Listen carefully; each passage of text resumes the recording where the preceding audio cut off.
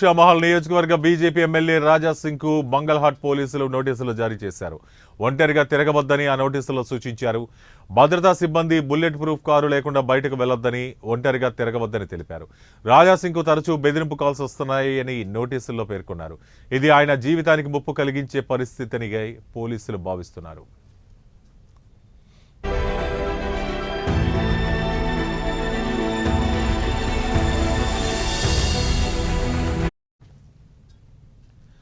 రాజా సింగ్ తరచూ భద్రతా సిబ్బంది లేకుండా ఒంటరిగా తిరుగుతున్నారని, ముఖ్యంగా అత్యంత సున్నితమైన ప్రాంతాలైన తలాబ్ కట్ట, భవానీనగర్, ఇంజాబోలి, బాబానగర్, బహదూరపుర, సంతోష్ నగర్, యూకత్పుర, గోల్కొండ, జిరా వంటి ప్రాంతాల ఒంటరిగా కనిపించారని నోటీసులో ఉంది.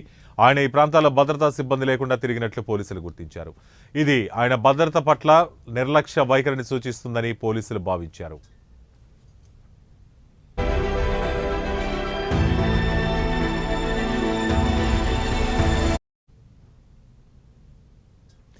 ప్రభుత్వం కేటాయించిన 1+4 భద్రతా సిబ్బందిని ఒక గన్మ్యాన్ ప్లస్ 4 సాయుధ సిబ్బంది తప్పనిసరిగా వెంట తీసుకెళ్లాలని పోలీసులు సూచించారు. ఆయన భద్రత కోసం, ఏదైనా అవాంఛనీయ సంఘటనలను నివారించడం కోసం ఈ చర్యలు తీసుకోవాలని నోటీసులో పేర్కొన్నారు. ఇక శాంతి భద్రతలను కాపాడేందుకు ఆయన సహకరించాలని పోలీసులు జారీ చేసిన నోటీసుల్లో కోరారు.